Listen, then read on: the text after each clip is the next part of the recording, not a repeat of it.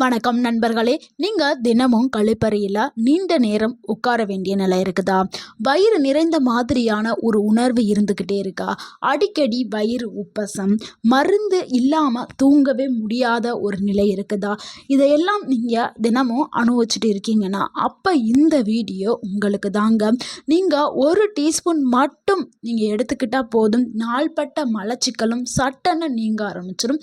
அந்த அற்புத விதை தாங்க வெந்தயம். இன்றைக்கி நம்ம வீடியோவில் வெந்தயத்தில் இருக்கக்கூடிய நார்ச்சத்துக்கள், அந்த மியூசிலேஜ் என்ற ஒரு அதிசய ஜெல்லு, குடல் ஆரோக்கியத்தை எப்படி மேம்படுத்துறது, எப்படி எப்போது எவ்வளவு சாப்பிட வேண்டும், யாரெல்லாம் இது சாப்பிடக்கூடாது, யாரெல்லாம் சாப்பிடலாம் அப்படிங்கிற அந்த ஆயுர்வேத முறையும் அறிவியல் ரீதியான விளக்கத்தையும் நம்ம தெரிஞ்சுக்க போகிறோம். ஸோ இந்த வீடியோவை ஸ்கிப் பண்ணாமல் ஃபுல்லாக பாருங்கள். கண்டிப்பாக உங்களுக்கு பயனுள்ளதாக இருக்கும். உங்களுடைய ஆரோக்கியம் சிறப்பாக இருக்கும். ஃபஸ்ட்டு மலச்சிக்கல் எதனால் வருது அப்படிங்கிறதுக்கான உண்மையான காரணங்களை நீங்கள் தெரிஞ்சுக்கிறோன்னா அப்போ தான் அதை நம்ம தடுக்க முடியும். ஸோ மலச்சிக்கல் ஏன் வருதுன்னா, நார்ச்சத்து அங்கே உங்கள் உடலில் குறைவாக இருக்கிறதுனாலையும், தண்ணீர் குறைவாக குடிக்கிறதுனாலையும் வரும். அதே மாதிரி உடலுக்கு ஒரு எக்ஸசைஸ் கொடுக்காம உடற்பயிற்சி இல்லாதனாலையும் ஏற்படும். அதே மாதிரி அதிக எண்ணெயில் சமைத்த உணவுகள், மைதாவில் செஞ்ச உணவுகளை நம்ம சாப்பிடும் பொழுது அங்கே மலச்சிக்கல் ப்ராப்ளம் வரும். அடுத்து முக்கியமான ஒரு காரணம் என்னன்னா, வயது காரணமாக வயது அதிகரிக்க அதாவது ஒரு 40 வயதை தாண்டிட்டாவே நம்மளுக்கு உணவு செரிக்கிறது கொஞ்சம் தாமதமாக்கப்படும். ஏன்னா நம்மளுடைய உடல்ல அந்த மெட்டபாலிசம் குறைய ஆரம்பிச்சிடும் வயது காரணமாக. ஸோ நம்ம சாப்பிட்ற உணவுகள் மெதுவாக செரிக்கிறதுனால அங்கே மலச்சிக்கல் ப்ராப்ளம் ஏற்படும். அடுத்து இன்னொரு முக்கியமான காரணம் என்னன்னா, அந்த குடலுடைய சீரான இயக்கம் இல்லாததுனாலையும் ஏற்படும். ஸோ இதுக்கு நீங்கள் மருந்து எடுத்தீங்கன்னா அது ஒரு பழக்கமாக போயிடும். ஸோ உங்களுடைய குடல் சோம்பலாக ஆயிரும். ஸோ மருந்து சாப்பிட்டா தான் அங்கே வர்ற மாதிரியான ஒரு தீர்வு உங்களுக்கு வர ஆரம்பிச்சிடும். ஸோ அது மாத்திரை போடணும், இல்லை மருந்து சாப்பிடணும், இந்த மாதிரி ஆயிடும். ஆனால் இதுக்கு இயற்கையான தீர்வு தாங்க வெந்தயம். ஸோ அது மருந்து மாத்திரை சாப்பிடும் பொழுது உங்களுக்கு சைடு எஃபெக்ட் ஏதாவது வர ஆரம்பிக்கும். ஸோ நீங்கள் இயற்கையான வெந்தயத்தை எடுக்கும் பொழுது எந்த ஒரு சைடு எஃபெக்ட்டுமே வராது. வெந்தயம் பார்க்குறதுக்கு ரொம்ப ஒரு சிறிய விதையாக தான் இருக்கும். ஆனால் அதுக்கு உள்ளே இருக்கக்கூடிய சத்துக்கள் மிகப்பெரிய சக்தியை கொண்டது. வெந்தயம் தமிழர்களுடைய ஒரு பாரம்பரிய உணவாக இருக்குது. அது நம்ம சமையலறையில் இருக்கக்கூடிய ஒரு மருந்து தாங்க. அது ஆயுர்வேதத்தில் குடல் சுத்திகரிப்பு விதை அப்படின்னு அழைச்சிட்டு வர்றாங்க. ஏன்னா நம்மளுடைய முழு குடலையும் சுத்தம் செய்கிற வேலையை வெந்தயம் செய்யுது. அதனால தான் நம்ம உணவில் வெந்தயத்தை சேர்த்துட்டு வரோம். வெந்தயத்தில் இருக்கக்கூடிய முக்கிய ஊட்டச்சத்துக்கள் என்னன்னா, அதில் தாங்க சாலபிள் ஃபைபர்ஸ், அந்த நார்ச்சத்து இருக்குது. அதே மாதிரி இன்சாலபிள் ஃபைபர்ஸும் இருக்குது. அதில் மியூசிலேஜ், அந்த ஜெல்லி மாதிரியான ஒரு நார்ச்சத்தும் இருக்குது. அதனால தான் வெந்தயத்தை ஊற வைக்க சொல்கிறோம். ஏன்னா ஊற வைக்கும் போது தான் அந்த ஜெல்லி வர ஆரம்பிக்கும். வெந்தயத்தை சுற்றி ஒரு வெள்ளை கலரில் ஜெல்லி மாதிரி இருக்கும்ல, அதுதான் நம்மளுடைய குடலை ஆரோக்கியப்படுத்துறதுக்கு உதவக்கூடியது. அடுத்து வெந்தயத்தில் இருக்கக்கூடிய ஊட்டச்சத்து என்னன்னா, மெக்னீஷியம் இருக்குது, இரும்பு சத்து இருக்குது, அதில் ஆன்டி ஆக்சிடென்ட்டும் இருக்குது. இதில் இருக்கக்கூடிய இந்த ஃபைபரும் மியூசிலேஜும் தான் மலச்சிக்கல்ல இருந்து நம்மளை ஈஸியாக விடுபடுறதுக்கு உதவி பண்ணுது. நிறைய பேர் என்னன்னா, இவங்க என்னமோ மியூசிலேஜ்னு சொல்கிறாங்களே, அது என்ன அப்படின்னு நிறைய பேருக்கு தெரியாது. ஸோ அதை நான் இப்போ தெளிவுபடுத்திடுறேன். இது நிறைய பேருக்கு தெரியாத ஒன்றா தான் இது நினச்சிக்கிட்டு இருக்கீங்க. இது வெந்தயத்தை நம்ம தண்ணியில் ஊற வைக்கும்போது அந்த வெந்தயத்திலிருந்து வெளிப்படக்கூடிய அந்த ஜெல்லி மாதிரியான பிசுப்பு ஒயிட் கலரில் இருக்கும்ல, வெள்ளை கலரில் இருக்கக்கூடிய அந்த பிசுன்னு இருக்கக்கூடிய பொருள் தாங்க அந்த ஜெல்லி.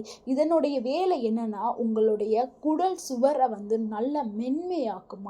குடல் சுவரை நல்லா மென்மையாக்கி மலத்தை மென்மையாக்கி வெளில தள்ளுறதுக்கு உதவி பண்ணுதாம். அதாவது குடல் சுவரை காயப்படுத்தாம வெளில தள்ளுறதுக்கு உதவி பண்ணது. இயற்கையாகவே இது ஒரு லூப்ரிகன்ட் மாதிரி வேலை செய்யுதாங்க.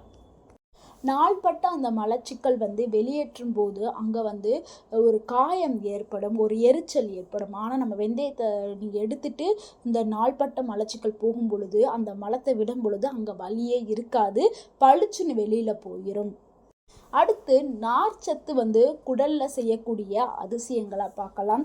அதாவது ஃபைபர் வந்து குடலுடைய நண்பன் அப்படின்னு சொல்லலாம். அந்த அளவுக்கு வந்து குடலுக்கு வந்து ஆரோக்கியத்தை மட்டுமே கொடுக்கக்கூடியது. அந்த வெந்தயத்தில் இருக்கக்கூடிய நார்ச்சத்து குடல் இயக்கத்தை தூண்டுமாம். நல்ல பாக்டீரியாவுக்கும் இது வந்து நல்ல பாக்டீரியாவில் உருவாக்குறதுக்கு உதவி பண்ணுதாம். அதாவது வேஸ்ட்டு அந்த வயிற்றுக்குள்ளே இருக்கக்கூடிய நச்சுக்கள் கழிவுகள் இது எல்லாத்தையுமே வெளியேற்றதுக்கு இந்த பாக்டீரியா வந்து உதவி பண்ணும். ஸோ நல்ல பாக்டீரியா வளர்கிறதுக்கு இந்த நார்ச்சத்துக்கள் உதவி பண்ணுது. அதே மாதிரி நாள்பட்ட அந்த மலச்சிக்கல் உள்ளவர்களுக்கு ரொம்ப சேஃபான ஒன்றா இது கருதப்படுது. இது ஒரு நாள் சாப்பிட்ட உடனே வந்து மலச்சிக்கல் வெளியேறும்னா அது வந்து உடனே வர்றது கஷ்டம்தான். இதை நீங்கள் தொடர்ந்து ஒரே நாளில் நடக்கிறது கஷ்டம். இதை வந்து நீங்கள் தொடர்ந்து 3லேருந்து 7 நாட்கள் வந்து நீங்கள் வந்து மாற்றத்தை வந்து உணர ஆரம்பிக்கலாம். ஏன்னா நீங்கள் வந்து ஒவ்வொருத்தவங்களுடைய உடம்பும் ஒரு மாதிரி இருக்கும். ஸோ ஒரு நாளில் நீங்கள் எடுத்தோன்னா சில பேருக்கு வந்து மலச்சிக்கல் வந்து சரியாயிரும், சில பேருக்கு 3 days ஆகும். ஸோ வந்து நீங்கள் தொடர்ந்து 3லேருந்து 7 நாட்கள் வந்து இதை நீங்கள் எடுத்துக்கிட்டே வரலாம். அடுத்து வெந்தயம் சாப்பிடக்கூடிய சரியான முறைகளை நம்ம பார்க்கலாம். இரவுலேயே 1 டீஸ்பூன் வெந்தயத்தை எடுத்து 1 டம்ளர் தண்ணீரை நீங்கள் ஊற வைக்கணும். அடுத்து காலையில் எழுந்திரிச்சு வெறும் வயிற்றில் இந்த தண்ணீருடன் சேர்த்து நீங்கள் சாப்பிடணும். இதை நீங்கள் 7 நாட்கள் தொடர்ந்து செய்யுங்க. 2வது முறை வந்து சென்சிட்டிவ் ஸ்டொமக் இருக்கிறவங்க ஊறிய வெந்தயத்தை மிக்சியில் அரைச்சி மோர் இல்லைன்னா வெந்நீரில் கலந்து நம்ம குடிக்கலாம். அடுத்து உங்களுக்கு 2 ஆப்ஷன் இருக்குது. நீங்கள் ஃபஸ்ட் ஆப்ஷனை வந்து நீங்கள் ஃபாலோ பண்ணாலும் சரி, இல்லை 2வதாக சொன்ன அந்த முறையை நீங்கள் ஃபாலோ பண்ணாலும் சரி, 2மே வந்து நல்ல ஒரு ரிசல்ட்டை கொடுக்கக்கூடியது. அடுத்து தவறான முறைகள் என்ன அப்படிங்கிறத பார்க்கலாம். உலர்ந்த வெந்தயத்தை மட்டும் நம்ம நேரடியாக சாப்பிடுவதை நம்ம தவிர்க்க வேண்டும். அதாவது நம்ம வீட்டில் இருக்குதில்ல, சமையலறையில் இருக்கக்கூடிய அந்த வெந்தயத்தை அப்படியே நம்ம சாப்பிடக்கூடாது. கண்டிப்பாக நம்ம ஊற வைத்து தான் சாப்பிட வேண்டும். அதே மாதிரி அதிக அளவு 2 ஸ்பூனு 3 ஸ்பூன் அப்படிலாம் எடுக்கக்கூடாது. அதே மாதிரி நைட் நேரத்தில் எடுக்கக்கூடாது. காலையில் வெறும் வயிற்றில் மட்டும் 1 ஸ்பூன் மட்டும்தான் எடுக்க வேண்டும். இது யாருக்கு அதிக பலன்களை கொடுக்கக்கூடியது அப்படிங்கிறத பார்த்தலாம். இது நாள்பட்ட மலச்சிக்கலில் இருக்கிறவங்களுக்கு ஒரு நல்ல தீர்வாக இருக்கும்.